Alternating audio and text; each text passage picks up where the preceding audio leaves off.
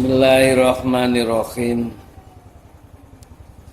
Qul man kana aduwwan li Jibril fa innahu nazzalahu ala qalbika biidnillahi musaddiqan lima baina yadayhi wa hudaw wa busyra lil mu'minin. Surat Al-Baqarah ayat 97. Kul ngucapo sira Muhammad ngucap nang sapa? Nang umat. Iku golongan umat kawula sing ora manut nanggone ajarane Muhammad. Rupane ucapan mangkana aduwwan li Jibril fa innahu nazzalahu ala qalbika biidnillahi musaddiqan lima baina yadayhi wa hudaw wa busyra lil mu'minin.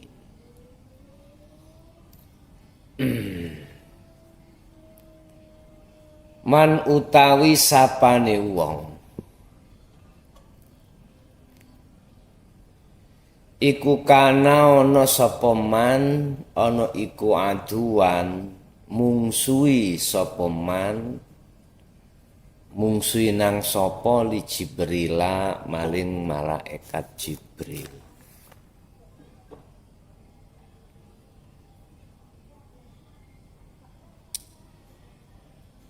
Fa innahu mongko sak temene Jibril iku nazzalahu nurunake sapa Jibril lahu maring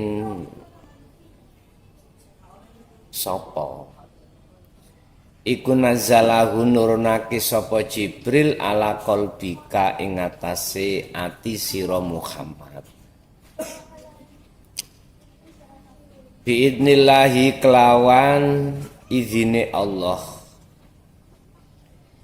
Nazalahu nurunake sapa Jibril hu ing Quran ngono ala qalbika ing atase ati sira Muhammad biidnillahi kelawan oleh izine Allah.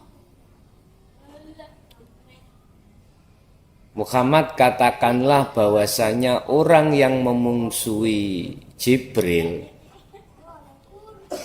ketahuilah bahwasanya Jibril itu yang menurunkan Al-Quran dalam hatimu dengan izin Allah.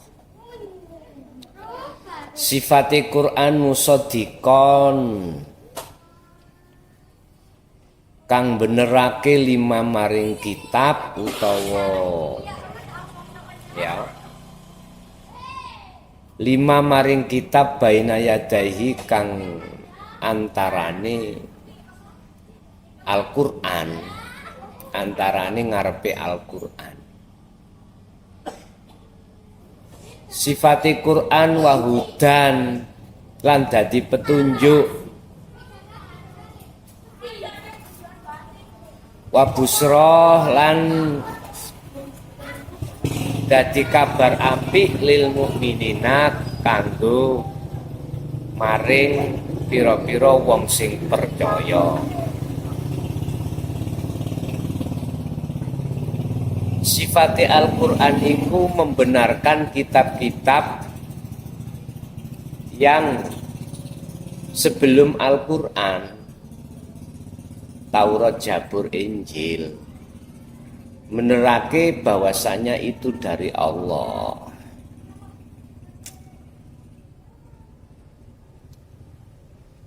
Jadi sifat Quran itu menerangi kitab-kitab yang dahulu.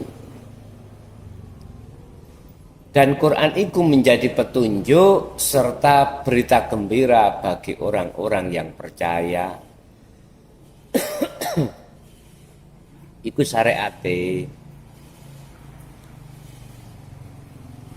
Lah hakikate nazalahu iki apa? Hakikate Jibril iki apa?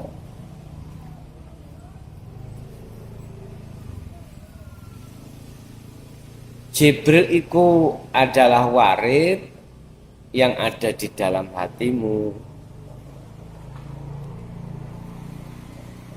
Nurunake kitab iki sing dimaksud adalah Al-Qur'anul Qadim.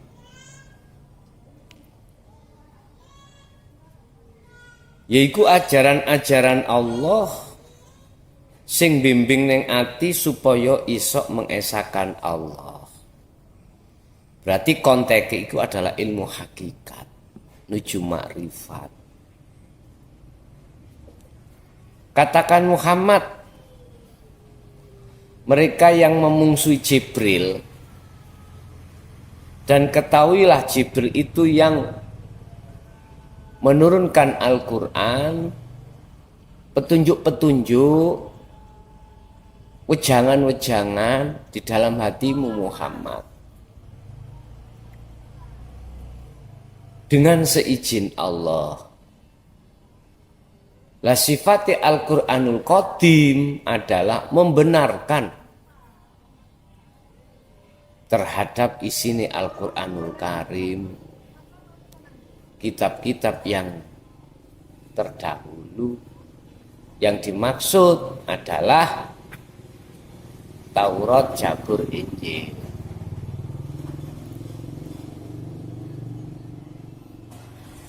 Urip iku nyatakno menyang dohir yen sak temene nyatane urip ya dohir iku ngono lho iki.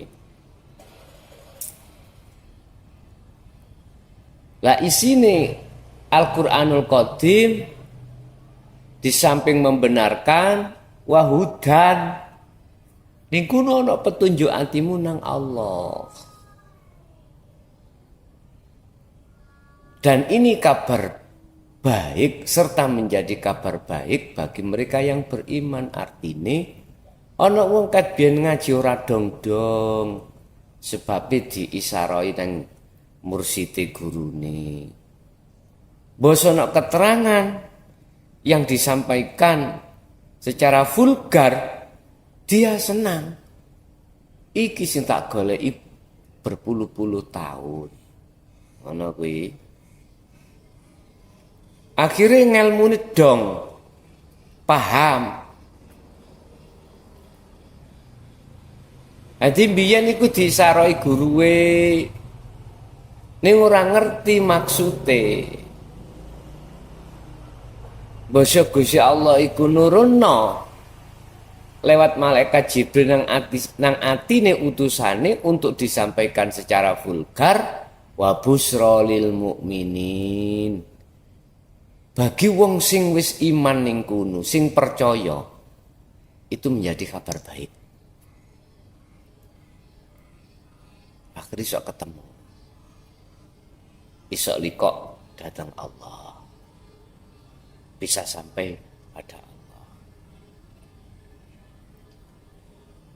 Mangkana adu walillah, barang siapa manutai sapane wong iku kana ana sapa man iku aduan mungsuhi sapa man lillahi maring Allah wa malaikatihi lan malaikate Allah wa rusulihi lan utusane Allah wa Jibril wa Mikala ya fa innallaha monggo sak temene Gusti Allah iku aduun mungsuhi lil kafirina maring wong sing ora percaya.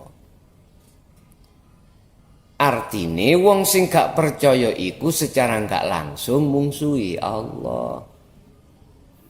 Barang siapa yang memungsuhi Allah dan malaikat Allah dan utusannya Allah termasuk Jibril Mikail, maka sesungguhnya orang itu hakikate memungsuhi Allah. Tak ringkes ini. Barang siapa yang memungsuhi ajaran Allah lewat utusan yang menyampaikan, otomatis utusan itu dibenci, dilokke, macam-macam. Maka pada hakikatnya orang yang seperti ini menjadi musuh Allah. Nek wis dadi musuhi Allah, maka disebut golongan kafirin. Disebut golongan wong sing wong sing kufur. Siapa mereka? Mereka adalah golongan yang tidak mau menerima dinut tauhid, ajaran hakikat nuju makrifat, ajaran dinut tauhid untuk mengesahkan Allah. Enggak mau. Siapapun mereka. Jadi ayat 97-98 ini menegaskan bahwasanya mereka yang memusuhi utusannya Allah sehingga gak doyan ambek wejangan yang disampaikan Allah lewat utusannya iku, pada hakikate dadi mungsuhe Allah. Nek wong iku dadi mungsuhe Allah dan Allah memungsuhi, apa yang terjadi? Pintu hati akan ditutup dari rahmatnya, baik di dunia maupun di akhirat.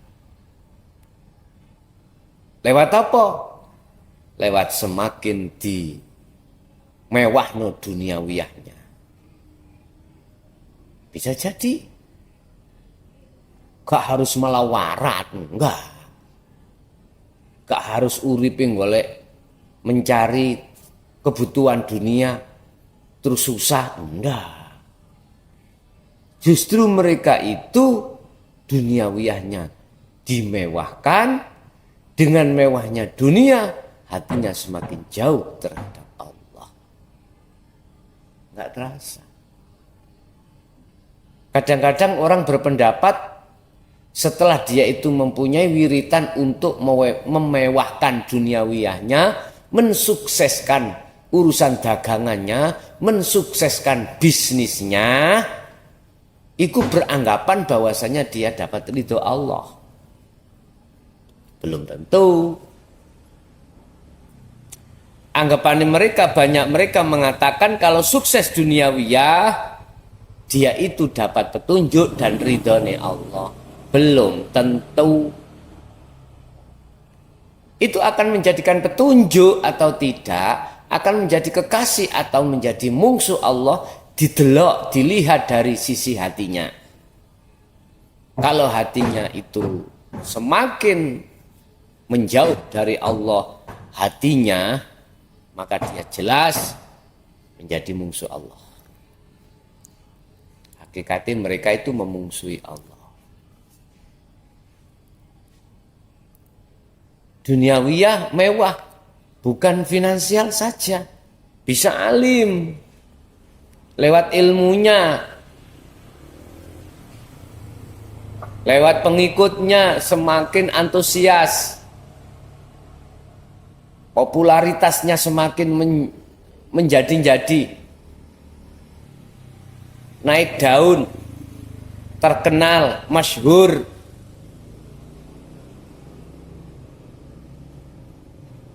Ketika menyampaikan itu banyak yang senang. Akhirnya semakin lama pengikut semakin banyak. Lewat kecerdasan, kealiman mereka-mereka ini.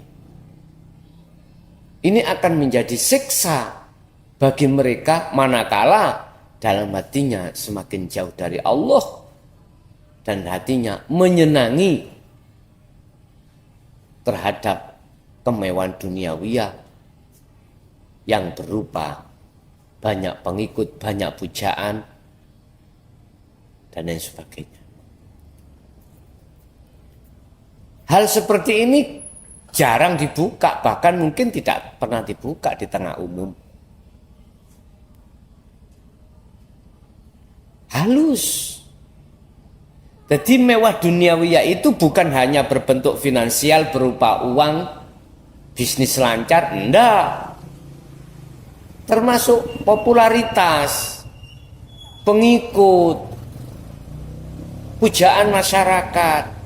Nah ini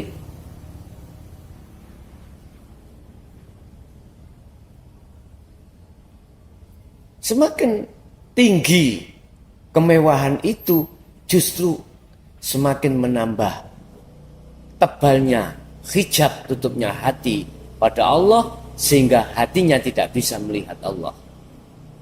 Fi qulubihim maradun fazadahumullahu marada. Ibarat penyakit gak kunjung sembuh malah tambah kambuh. Penyakit ditambah merantak. Dinding batas hati dengan Allah itu semakin tebal.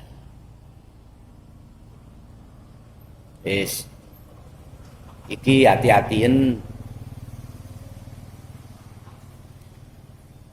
Hati-hatiin. Semata-mata Allah mendatangkan kemewahan iku mang adalah untuk mengujimu. Kuwi terbuai apa ndak? Ingat, golongan manusia ada dua, menjadi kekasih Allah dan menjadi musuh Allah. Mereka yang menjadi kekasih Allah adalah golongan ahli syuhud. Golongan hati semakin dekat pada Allah. Hati. Nah, golongan yang menjadi musuh Allah adalah golongan hati semakin jauh pada Allah. Mereka jelas mengingkari dan tidak mau menerima dengan ajaran Allah. Al-Fatihah.